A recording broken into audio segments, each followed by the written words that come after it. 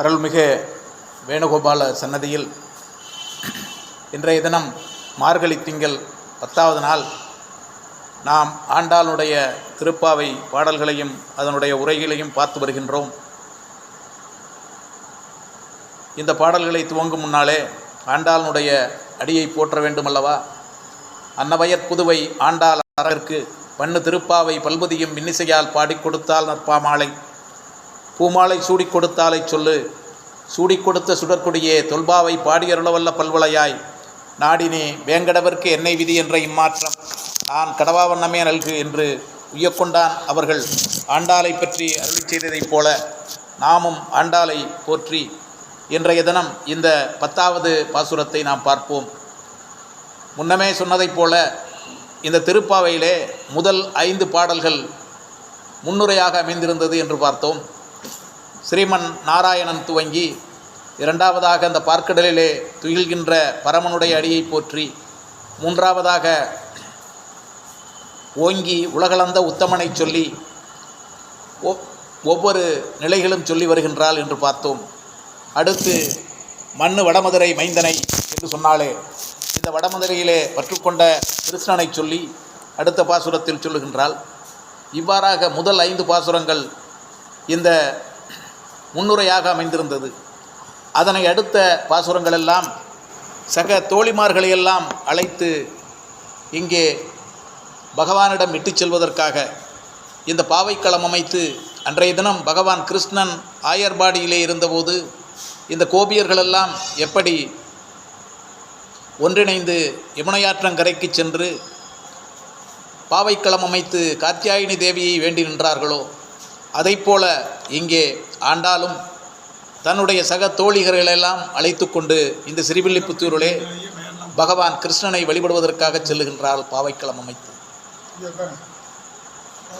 அப்படி அமைத்தவள் இந்த 6வது பாடல் முதல் 15வது பாசுரம் வரையிலான இந்த 10 பாடல்களை சக தோழிமார்களையெல்லாம் அழைப்பதாக இருக்கின்றது என்று பார்க்கின்றோம். இதற்கு இயற்கையோடு ஒன்றிய நிலைகளை சொல்லுகின்றாள். முதலிலே புல்லும் சிலம்பினகான் என்று சொன்னவள் அடுத்த பாசுரத்திலே இந்த அணைச்சாத்தான் பறவைகளெல்லாம் கீசு கீசென்று அழைக்கின்றனவே பேசுகின்றனவே என்று சொல்லி, அடுத்து கீழ்வானம் வெல்லென்று எருமை சிறுவீடு மேய்கின்றன என்று சொல்லி, தூமணி மாடத்து சுற்றும் விளக்கரிய என்று சொல்லி ஒவ்வொரு தோழியர்களாக அழைத்திருக்கின்றார் என்று பார்த்தோம். இன்றைய பாடல் அதைப்போல இந்த 10வது பாசுரம் மிகவும் அழகான பாசுரமாக இருக்கின்றது. இங்கே துயில்கின்ற நேற்றைய தினம் நாம் பார்க்கும்போது அந்த தூமணி மாடத்திலே துயில்ந்து கொண்டிருக்கின்றாள் அனந்தலை போல என்று சொன்னால், அனந்தலாக ஏதும் தெரியாதவள் போல் இங்கே நித்திரை கொண்டிருக்கின்றாள் என்று சொல்லி எழுப்பினார்கள். ஒருவேளை கிருஷ்ணனை அங்கே கனவு கண்டு கொண்டிருக்கின்றாளா என்பதெனெல்லாம் சொல்லி அழகாக எழுப்பினார்கள் என்று பார்க்கின்றோம். இந்த 10வது பாசுரத்தில் 10வது பாடலில் ஒரு தோழியை எழுப்புகின்றாள். இங்கே எப்படி நேற்றைய தினம் மாமன் மகளே எழுந்திராய், மாமீர் அவளை எழுப்பிவிட மாட்டீர்களா என்று சொன்னவள் இங்கே அதற்கு மேலாக ஒருபடி சென்று நோற்று சுவர்க்கம் புகுகின்ற அம்மனாய் நாற்றமும் தாராரோ வாசல் திறவாதார் நாற்றத் துலாய்முடி நாராயணன் நம்மால் போற்ற பறைதரும் புண்ணியனால் பண்டொரு நாள் கூற்றத்தின் வாய்வீழ்ந்த கும்பகர்ணனும் தோற்றும் உனக்கே பெருந்துயில்தான் தந்தானோ ஆற்ற அனந்தல் உடையாய் அருங்களமே தேற்றமாய் வந்து திரவேளே ரெம்பாவாய் என்பதாக அழகாக சொல்லுகின்றார்.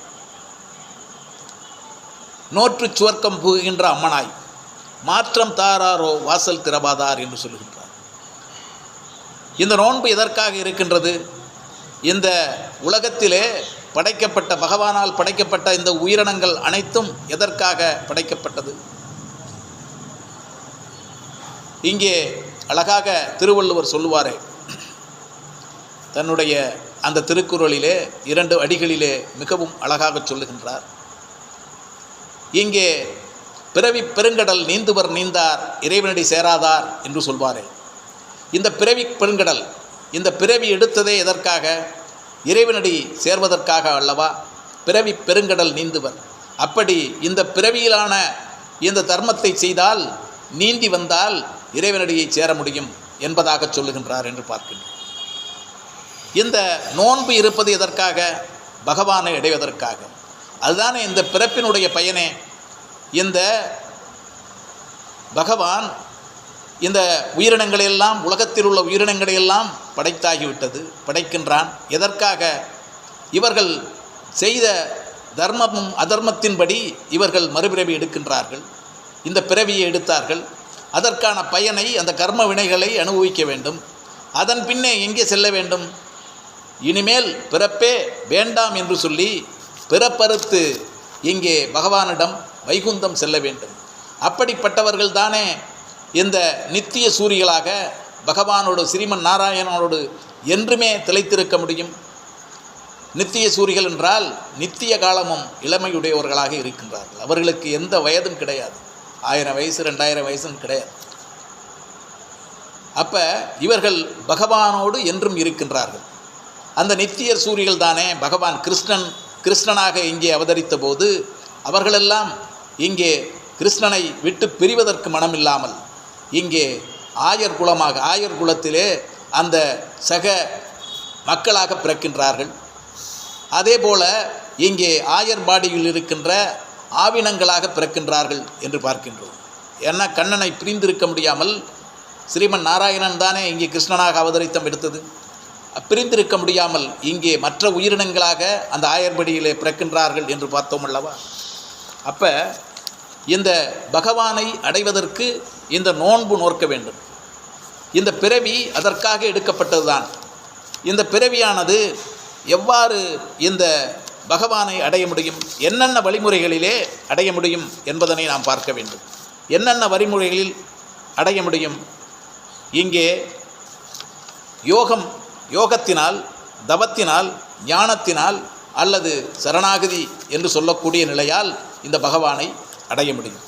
தவம் மேற்கொள்ள முடியும். யார் தவம் மேற்கொள்வார்? முனிவர்களும் யோகிகளும் செய்வார்கள். யோகம் யார் செய்வார்? இங்கே முனிவர்களும் யோகிகளும் செய்வார்கள். ஞானம் யாருக்கு கிடைக்கும்? ஆழ்வார்களைப் போன்று பகவானால் படைக்கப்பட்டவர்களுக்குத்தான் அந்த ஞானம் கிட்டும். எல்லோருக்கும் ஞானம் கிட்டாது. ஆக தவமோ யோகமோ இதெல்லாம் சாதாரண ஒரு மாண்ட பிறவியில் பிறந்தவர்கள் செய்ய முடியுமா? எல்லாரும் செய்ய முடியுமா? தவம் மேற்கொள்ளுபவர்கள் முனிவர்கள் என்று பார்த்திங்கன்னா, இன்றைக்கி யாரோ அகத்திய முனிவர், விஸ்வாமுத்திர முனிவர் இவர்களெல்லாம் பார்த்துருப்பீங்க. அந்த வனப்பகுதியிலே சென்று அவர்கள் தவம் மேற்கொள்ளுகின்றார்கள். எப்படி? உண்ணாமல் உறங்காமல் அவர்கள் பகவானை மட்டுமே வேண்டி இருக்கின்றார்கள். பார்த்தா இன்றைக்கி சொன்னோம்னா, அவங்க இருக்கும்போது ஆண்டாண்டு காலமாக 10 ஆண்டு காலம் 100 ஆண்டு காலம் இருக்கும்போது அவர்களை இந்த கரையான் புற்றுக்கள் எல்லாம் மூடி விடுகின்றன என்று சொல்லுகின்றார். கண்கள் மட்டும் வெளியே தெரியும். அப்படி முனிவர்களெல்லாம் இருந்தார்கள் என்று நாம் பார்க்கின்றோம் அல்லவா? அப்படி நாம் தவம் மேற்கொள்ள முடியுமா? ஒரு காலில் நின்றுக்கிட்டு வாழ்நாள் முழுவதும் இங்கே தவம் மேற்கொள்ளுபவர்கள் இருக்கின்றார்கள்.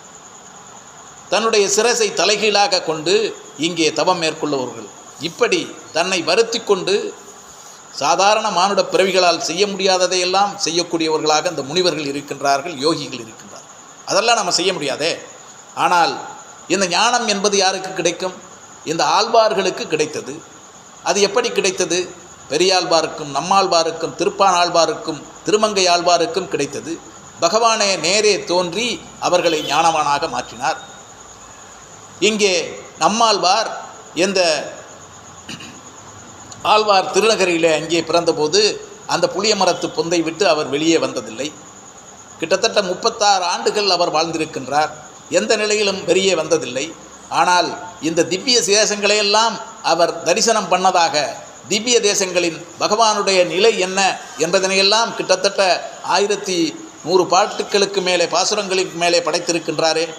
எப்படி? பகவான் அவருடைய நாவிலே வந்ததால், பகவான் அவருடைய கண்முன்னே தோன்றியதால் இதையெல்லாம் செய்கின்றார் என்று பார்க்கின்றோம். இவ்வாறாக ஒவ்வொரு ஆழ்வார்களும் ஞானம் பெற்று அதை செய்தார்கள். ஏன்? இந்த ஆண்டாள் கூட தன்னுடைய 7வது வயதிலே ஞானத்தை பெற்றதால் அல்லவா பகவானை அறிந்து இதை செய்கின்றாள். நாம் மட்டும் அனுபவிச்சா பத்தாது, இந்த மக்கள் அனைவரையும் கொண்டு செல்ல வேண்டும் இதற்கு ஞானமோ தவமோ யோகமோ செய்ய முடியாதே. இவர்களெல்லாம் ஒரு சாதாரண மானுட பிறவிகள் அல்லவா, இவர்களையெல்லாம் நாம் எப்படி அழைத்து செல்வது என்ற எண்ணத்தில் பகவான் இங்கே ஆண்டாளுக்கு அந்த சிந்தனையை தூண்டினார். ஏன்னா தாயார் தான் இங்கே ஆண்டாளாக அவதரிக்கின்றாள் என்று பார்க்கின்றோம். அப்படி இந்த மக்களுடைய சுமைகளை எப்படி பகவான் ஏற்றானோ அதை போல இந்த உலகத்தில் உள்ள மையத்தில் உள்ள மக்களெல்லாம் வாருங்கள், நான் உங்களை பகவானிடம் அழைத்து செல்லுகின்றேன். இதற்கு சரணாகதி என்ற ஒரு நிலை மட்டும் போதும். முழுமையாக நம்மை, நம்மளுடைய மனதை, சிந்தனையை, நம்மளுடைய வாய் சொல்லை, உள்ளம் உரை செயல் என்று அந்த நம்மாழ்வார் சொன்னாரே, அதை போல உள்ளம் மட்டுமல்ல, நம்மளுடைய செயலும் நம்மளுடைய சிந்தனையும் நம்மளுடைய அனைத்து நிலைகளுமே பகவானை நோக்கி இருக்க வேண்டும் என்பதற்காகத்தான் இங்கே 2வது பாசுரத்திலே நாம் என்னெல்லாம் செய்ய வேண்டும் என்று சொல்லிவிட்டார். எப்படி நோன்பு இருக்க வேண்டும் என்பதனை எல்லாம் சொல்லிவிட்டார். சாதாரணமாக நாம் இந்த பால் உண்ணோம், நெய்யுண்ணோம், நாட்காலே நீராடி மையிட்டெழுதோ மலரிட்டு நாமுடியோம், இப்படியாக இந்த பகவானுக்கு இந்த செயலை செய்தால் நிச்சயம் அவன் நம்மீது அன்பு உள்ளவனாக இருப்பான், நமக்கு வேண்டியதை செய்வான் என்பதனை சொல்லி இந்த ஜரணாகதி நிலையை ஆண்டாள் தேர்ந்தெடுக்கின்றாள் என்று பார்க்கின்றோம். இப்படியாக இந்த இறைவனை வழிபட்டு இந்த பகவானை அடைய வேண்டும் என்பதற்காக ஆண்டாள் அழைத்து செல்கின்றார். இந்த 10வது பாடலிலே நோற்று சுவர்க்கம் புகுகின்ற அம்மனாய், இந்த ஒவ்வொரு நாளும் சொல்லியாச்சு. 5 நிலைகளை அந்த முதல் 5 பாடல்களிலே சொல்லி அடுத்தடுத்த தோழிகளை எழுப்பி வருகின்றார்.